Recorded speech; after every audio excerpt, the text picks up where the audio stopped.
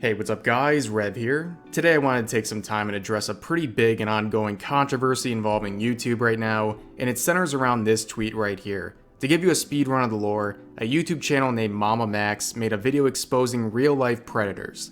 And despite doing their best to follow the rules and censor the content to the best of their ability, the video was removed by YouTube and a community guideline strike applied to their channel and confirmed on appeal. Now, the near hour-and-a-half long expose was taken down based on a 10-second inconsequential background frame that included the bare ass of a virtual character. And trust me when I say, when it comes to videos about controversial topics, this is how they take them down. They look for any justification, no matter how stretched, to say it violated some rule. Now in response to this, we have this hashtag and message, which, fittingly to the topic of this video, I have to censor part of it despite using it in an appropriate way. At the time of making this video, the hashtag #PickASideYouTube had over 100,000 related tweets in roughly 24 hours. And despite a short existence on the trending page, it has been since removed. A coincidence, I'm sure. Now I will admit, I have a few criticisms, and to clarify, none of them are about the message of this effort, but rather criticism regarding the approach they used, but I certainly agree with what they're trying to accomplish here. YouTube and its backwards policies and greed have had the unintended effect, but very clear consequence, of harming creators while also protecting real-life predators and just downright evil people covered in videos that the platform has removed to protect itself. So based on my own experience dealing with YouTube and covering what they consider controversial topics, I'm going to give my 2 cents on this issue.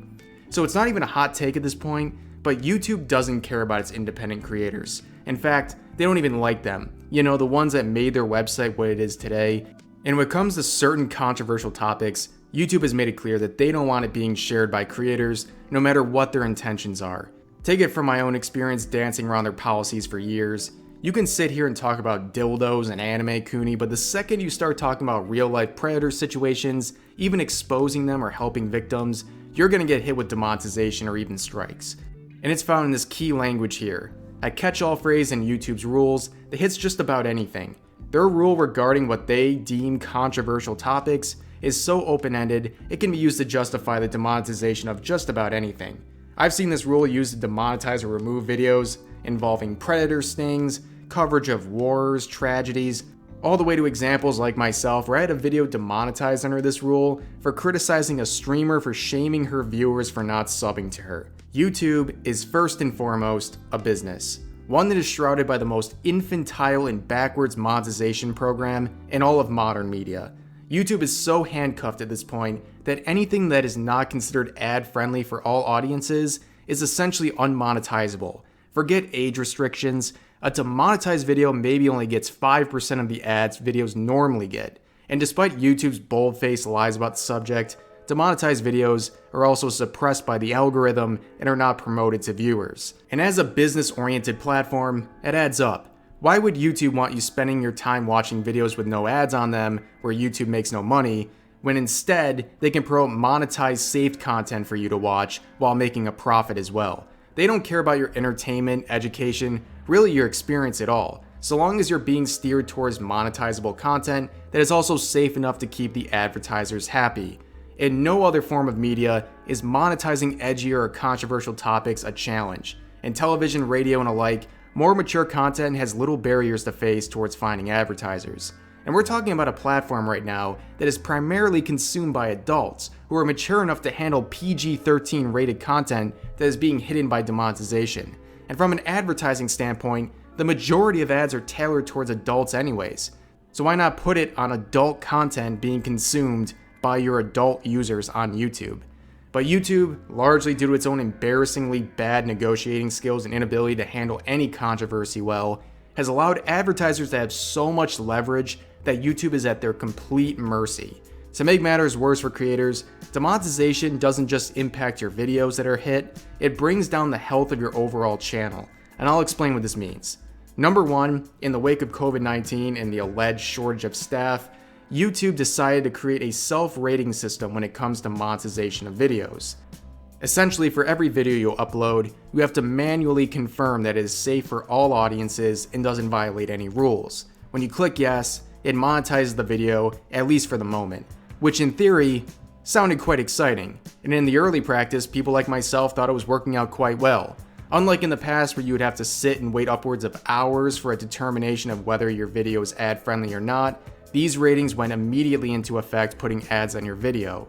And I remember this summer, where after correctly rating the first 40 or so videos under the system, I made my first mistake in the eyes of YouTube, meaning I labeled a video as ad-friendly, and the bot system determined that it was not. And how did this play out, you ask? My accuracy rating, the one they use to add weight to my ratings, went from 100% reliability to 0% reliability. Just like that, bam. And this was certainly with consequence, because at that point, I could no longer get instant approval and I'd have to wait upwards of hours to get a review of my video before ads would be placed on them. Now, I don't know if this was just a personal thing or something other creators dealt with too, but after that point, I also lost the ability to appeal demonetization of my videos for the next 6 months or so. Meaning, when the bot flagged my video and demonetized it, that was it. It was over. Something I couldn't even appeal, even if it was the most blatant of mistakes. And I couldn't even get this important tool back, even after talking with their support staff several times during this period. And it was until roughly a month ago that this feature magically returned to me without any explanation. And in terms of your channel health, having demonetized videos on your page also affects how much your channel as a whole is promoted by YouTube. Again, it's one of those things YouTube denies as a policy, but it's very clearly happening to creators who experience this. Get enough videos demonetized on your channel, and at the very least, you're going to be suppressed from the algorithm, or even essentially blacklisted from the site if it's bad enough. To put a bow on controversial topics in YouTube's demonetization pipeline, so to speak, the hypocrisy that exists when it comes to the application of their policies is glaringly obvious. Big companies, corporations, and major news sources have the full gambit when it comes to this website. They can pretty much do anything they want with no consequences, keeping full ads on every video they upload, regardless of what's contained in the content. I mean, I have a pretty good example of this. About 2 years ago, as a part of a video, I had a short gag where I pretended to snort a line of crushed up anime figures. Of course, keeping in mind, I don't show my face, so you only heard the sound of it. That video was removed, a strike placed on my channel, and confirmed on appeal for the physical depiction of hardcore drug use, including cocaine and heroin. While I bet within 10 seconds of searching, you can find a music video that contains an artist snorting lines of coke off strippers' bare asses, and that video will have premium ads slapped on it. And I think the most blatant example of this double standard happened a few years back when Casey Neistat had a video demonetized for promoting a relief fund for victims of the Las Vegas mass shooting. Without even talking about the event itself, just talking about the relief fund. YouTube stated officially that it does not monetize content about tragedies. Meanwhile, Jimmy Kimmel can talk freely about it, even playing footage from the events with full ads intact. So, I know this video has been a long tangent, but my goal was to show how systematic this whole thing is. And the topics raised by Mama Max and the many different YouTubers who have weighed in on the issue are a part of this system. A system that YouTube is utilizing to censor, blacklist, and discourage the creation of what they consider controversial topics. YouTube has silenced good-willed creators with good intentions in order to protect themselves from the advertisers they're so desperate to please, inadvertently protecting real predators and bad people on this platform in the process. At this point, YouTube really needs to sack up and take charge of its own platform, because this controversy continues to get louder and louder, and YouTube can't keep burying its head in the sand and acting like these things aren't happening. But ladies and gentlemen, that's going to do it for this video. I hope you all enjoyed, and I hope I was able to get my points across. Sub to the channel for more daily videos, and yeah, I'll see you guys next time.